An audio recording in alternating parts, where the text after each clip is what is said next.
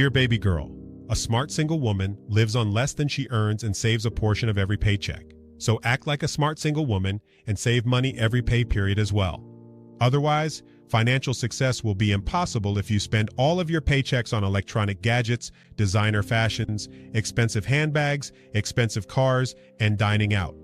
This kind of spending will severely strain your finances and siphon away money you could use to fuel a savings program or accumulate enough money to buy a new home or start your own business. To get ahead financially, you must establish a lifestyle that will always leave enough discretionary income to save, invest, cover car repairs and medical emergencies, and give to help others facing difficult circumstances. Your basic savings program may include the following accounts. Number 1. Major Purchases Fund.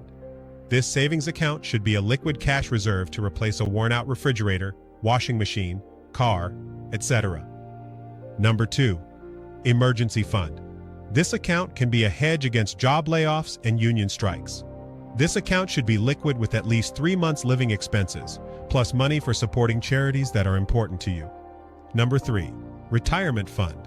Ask your employer about company-sponsored pension plans and 401k plans.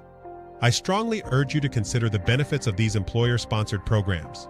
If your employer does not provide a retirement program, you should contact several reputable financial institutions and investment firms about an individual retirement account. If you are self-employed, you should contact financial institutions and investment firms about retirement savings programs designed for the self-employed. Number 4. Education Fund.